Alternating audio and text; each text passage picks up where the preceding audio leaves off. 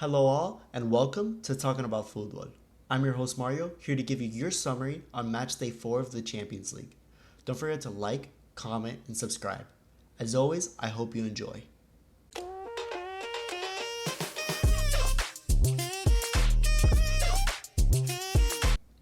To start us off right, we have Slovan Bratislava facing off against Dynamo Zagreb. A very interesting game, starting off with a goal apiece by the first 10 minutes of the game.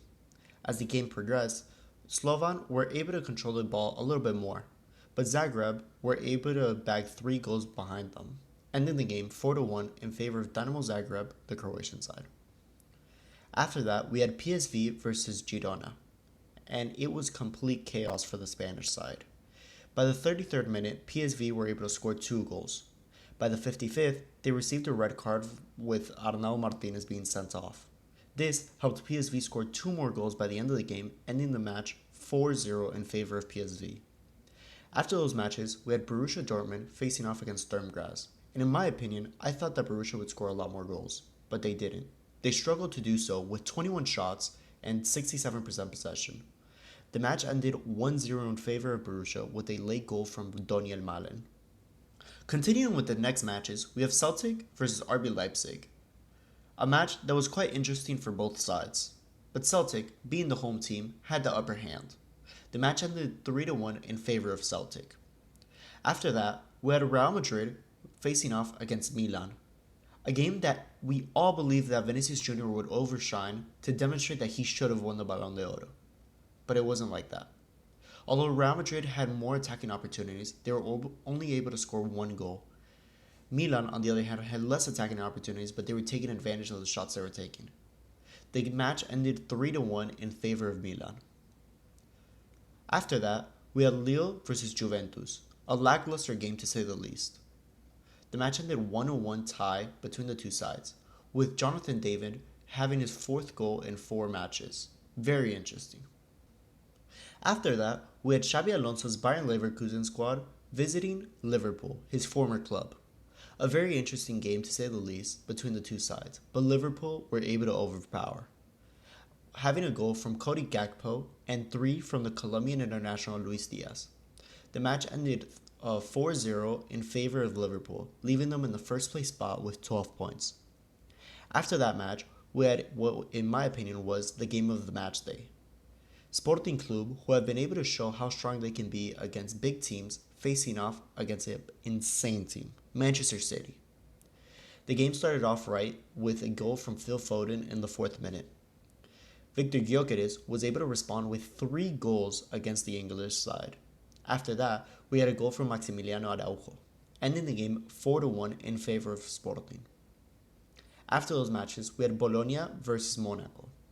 The game was quite even throughout, but with few scoring opportunities. The match ended 1-0 in favor of Monaco with a late goal from Kehrer. The following day, we started off with Shakhtar versus Young Boys, both teams needing to get some points on the board if they want to look into qualifying for the next round of the Champions League. Shakhtar were able to generate more opportunities, and it paid off. The game ended 2-1 in favor of the Ukrainian side. After that match, we had the very interesting game between Club Brugge at home facing off against Aston Villa.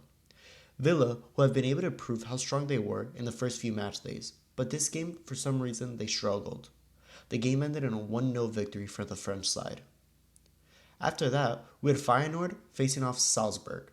Feyenoord at home were able to control the ball quite well and hold it throughout the entire match.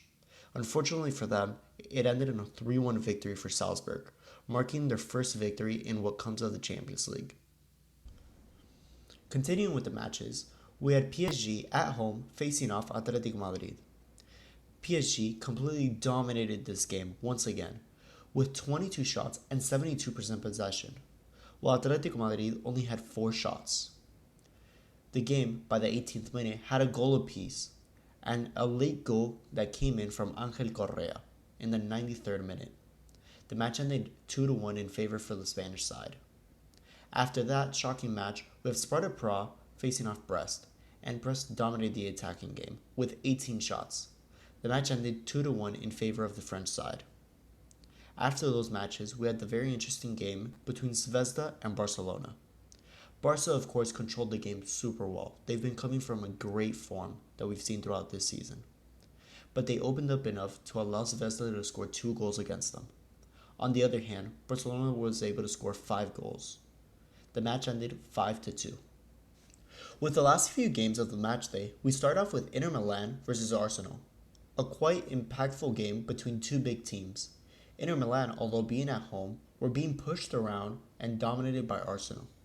The match, although so uneven, ended in a 1-0 victory for Inter Milan with a penalty from Çalhanoğlu. After that, we had Stuttgart playing against Atalanta. A very low attacking opportunity game between the two matches, and it was quite even. The game ended Stuttgart 0 versus Atalanta 2. The final game of the matchday was Bayern Munich versus Benfica, and I'm still in awe of how strong Bayern Munich were. 74% possession and 24 shots, with Benfica only having 1 shot throughout the entire game, and it wasn't even on target. The game, although so uneven, ended in a 1-0 victory for the German side. This is the current standings of the Champions League, with Liverpool maintaining that first place spot, being the only team to have won all 4 matches of what comes of the Champions League, having Sporting Club, Monaco, Brest, and Inter Milan following them with 10 points. What a crazy match day we had for the Champions League. Don't forget to like, comment your favorite game of the match day, and subscribe to the channel for future videos. As always, I hope you enjoyed.